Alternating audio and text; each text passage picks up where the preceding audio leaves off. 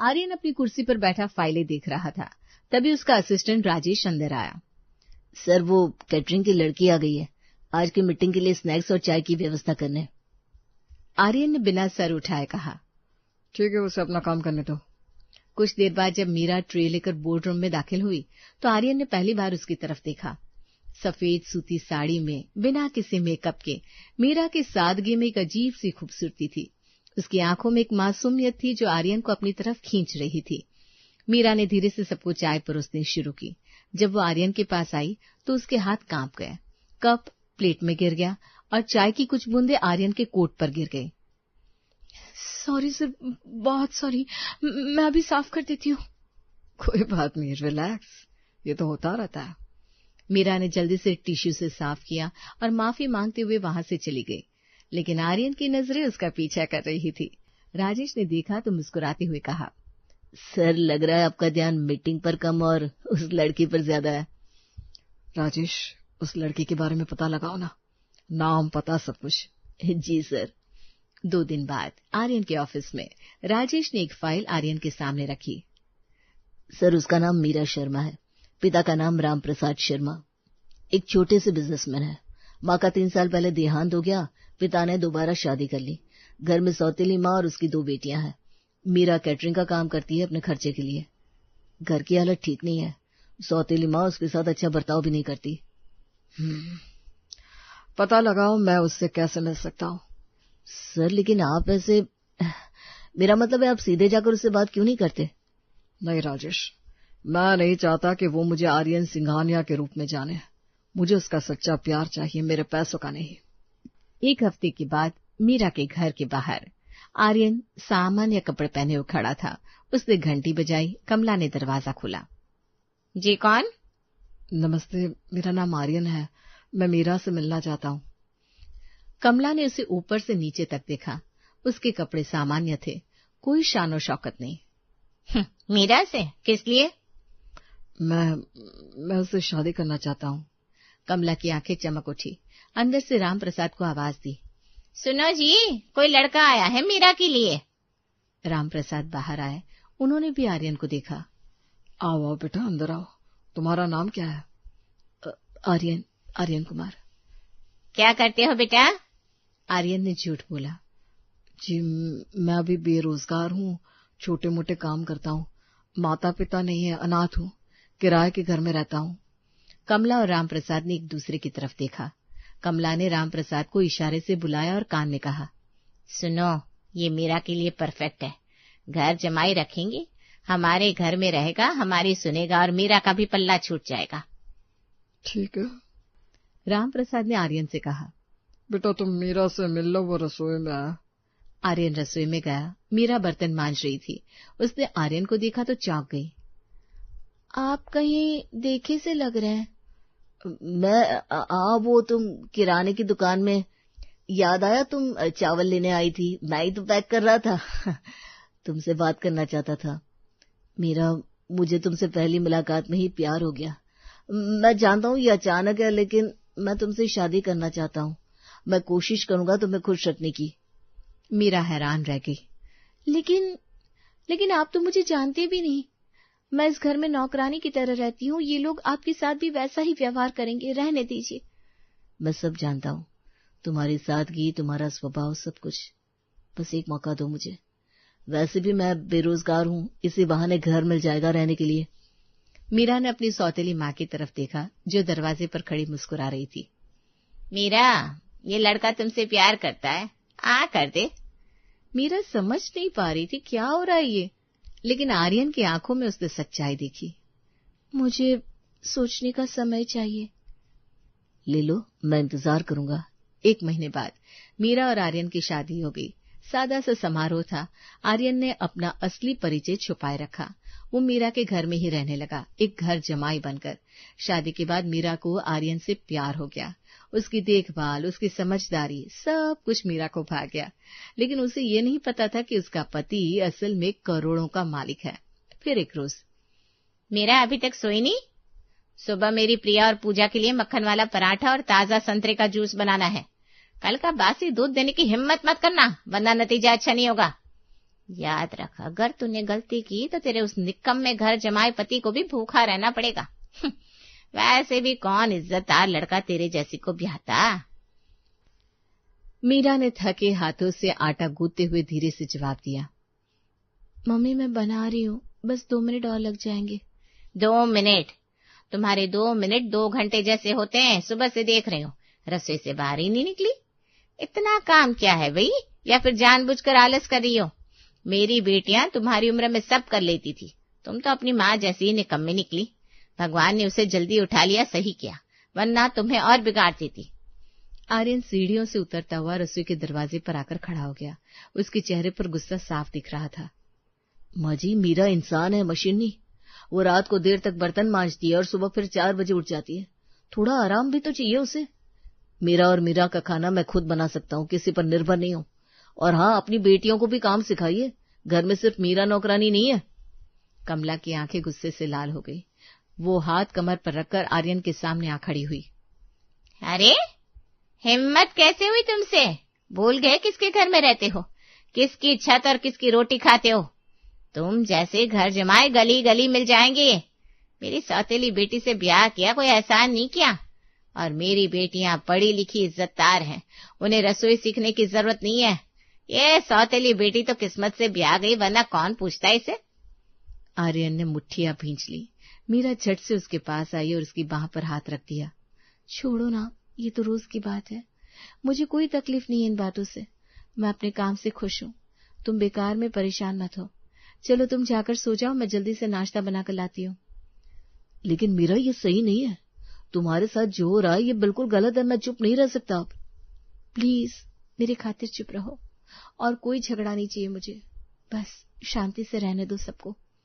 सुबह 8 बजे खाने की टेबल पर सारा परिवार बैठा था।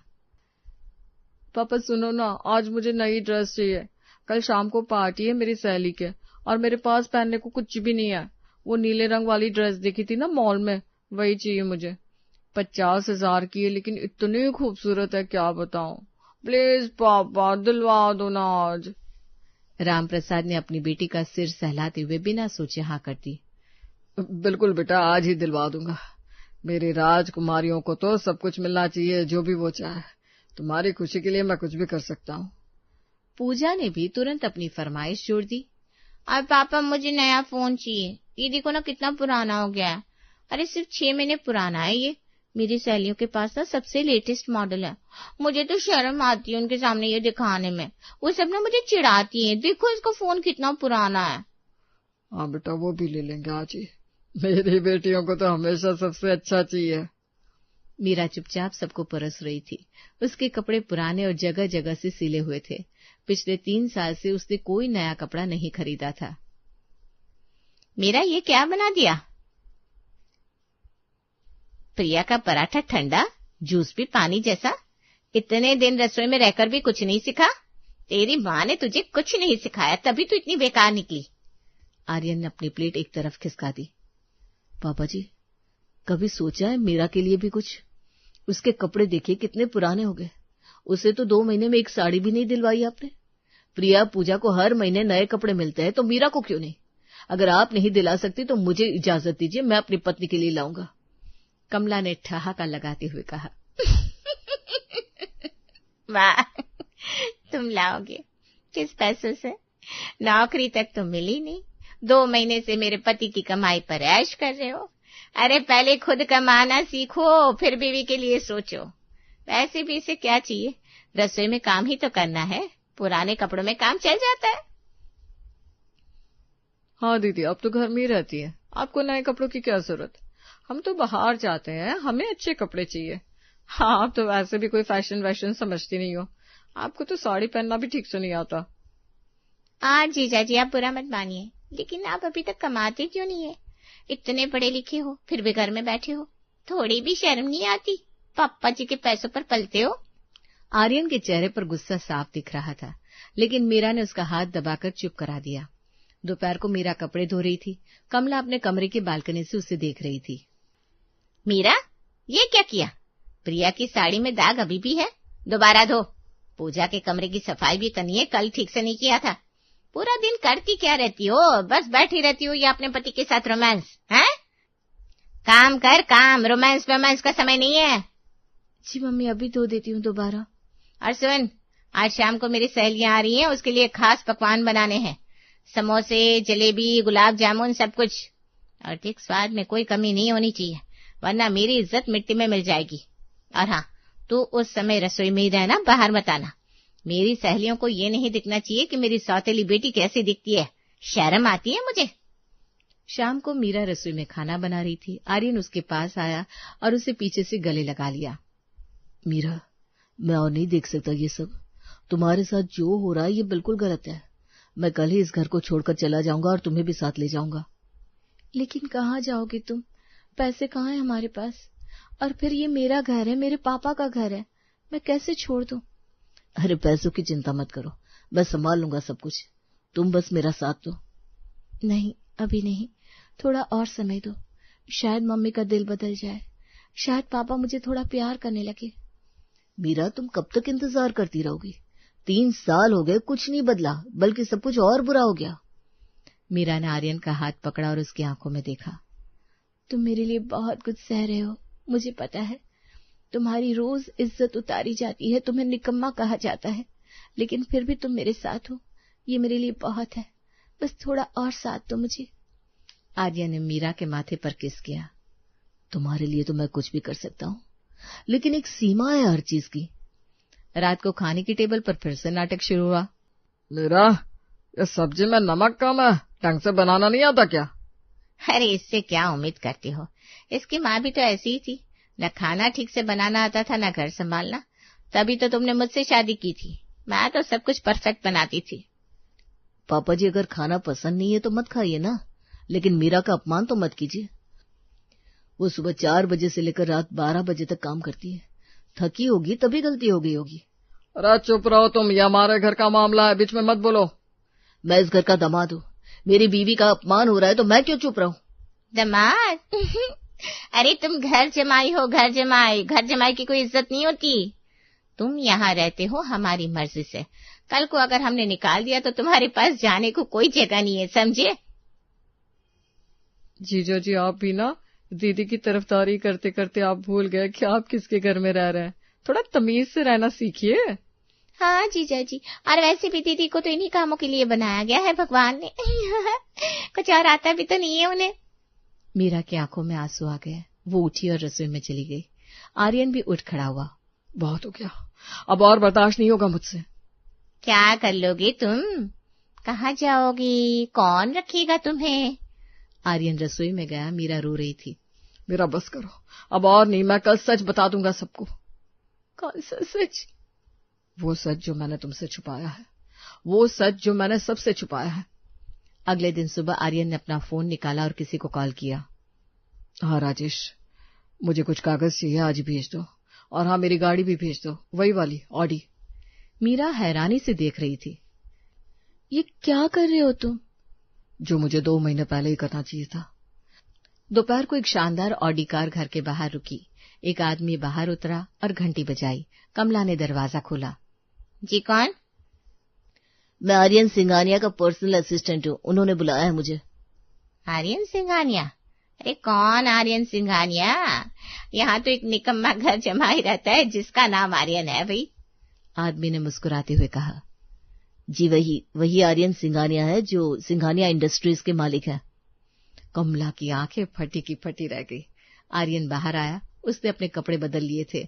अब वो एक महंगे सूट में था। और राजेश, फाइल लायो? जी सर, सब यही है। पूरा परिवार बाहर आ गया। सब हैरान थे। ये क्या हो रहा है? बैठिए पापा जी, मुझे आपसे कुछ कहना है। मेरा नाम आर्यन सिंघानिया है। मैं सिंघानिया इंडस्ट्रीज का मालिक हूँ। हमारा बिजनेस 5,000 करोड़ का है। मेरे पास दिल्ली, मुंबई, बैंगलोर में घर है, गाड़ियां हैं, प्रॉपर्टीज हैं। तो फिर तुमने झूठ क्यों बोला? तुमने बताया क्यों नहीं? क्योंकि मैं मीरा से सच्चा प्यार करता था। मैंने उसे एक बिजनेस मीटिंग में देखा था। उसकी सादगी, उसका स्वभाव, सब कुछ मुझे बहुत अच्छा लगा। मैं उससे शादी करना चाहता था, लेकिन मुझे पता था अगर मैंने अपनी असलियत बताई तो शायद लोग पैसों के लिए ही मुझसे रिश्ता करें। इसलिए मैंने एक आम आदमी बनकर प्रपोज किया। मीरा ने मुझे मेरे लिए ही स्वीकार किया, न कि मेरे पैसों के लिए। लेकिन मैंने सोचा नहीं था कि इस घर में इसके साथ इतना बुरा बर्ताव होता होगा। प्रिया और पूजा के तो मुंह खुले रह गए। बेटा हमने तो मजाक किया, हम तो। मजाक? पैसा देखकर कैसे बोली बदली है आप लोगों की? रोज मेरी बीवी का अपमान करना मजाक था? उसे नौकरानी की तरह रखना मजाक था? उसे 4 बजे जगाकर काम पर लगाना मजाक था? उसके लिए एक नया कपड़ा तक न खरीदना मजाक था? बेटा मैं माफी चाहता हूँ, मैं गलत था, मैंने अपनी बेटी को नजरअंदाज किया। पापा जी, मीरा आपकी बेटी है, खून का रिश्ता है आपका उससे, लेकिन आपने उसके साथ एक नौकर से भी बदतर बर्ताव किया, सिर्फ इसलिए कि वो आपकी दूसरी पत्नी की बेटी नहीं है। मीरा रो रही थी। आर्यन उसके पास गया और उसे गले लगा लिया। मीरा, मुझे माफ कर दो, मैंने तुम्हें 2 महीने तक इतना सब कुछ सहने दिया। मैं सोचता था शायद चीजें बदल जाएंगी, लेकिन नहीं बदली। अब मैं तुम्हें यहां से ले जा रहा हूं, तुम मेरी रानी हो और अब तुम वैसी ही रहोगी। लेकिन पापा। नहीं बेटा, तुम जाओ, मुझे कोई हक नहीं है तुम्हें रोकने का। मैं एक बुरा पिता था, मैंने तुम्हारी माँ की याद को भी नहीं निभाया, लेकिन उस औरत की सच्चाई और अच्छाई ही थी कि लाख चाहने के बाद भी तुम गरीबी में नहीं बल्कि रानी बनकर रहोगी। मैं बहुत खुश हूँ तुम्हारे लिए, बस अपने इस बाप को भूलना मत कभी बेटा। बेटा आर्यन सुनो, हम सब एक परिवार है, ऐसे कैसे चले जाओगे तुम दोनों? मेरा बेटा, मैं तुम्हारी माँ हूँ, मैंने जो किया वो गलत था, लेकिन अब मैं सब सुधार दूंगी। प्लीज मुझे एक मौका दो, तुम दोनों यही रहो, अब से मैं तुम्हारे साथ अच्छा बर्ताव करूंगी, वादा करती हूँ मैं। मौका? 2 महीने तक आपने सारे मौके बर्बाद कर दिए। हर रोज मेरी पत्नी को तोड़ा, उसकी आत्मा को कुचला, और अब जब आपको पता चला कि मैं अमीर हूँ तब आपको मीरा की याद आ गई। नहीं माँ जी, ऐसे नहीं चलेगा। मीरा को वो सम्मान चाहिए जो उसका हक है, और वो सम्मान मैं उसे दूंगा। जीजा जी प्लीज हमें माफ कर दो, हमने बहुत गलत किया।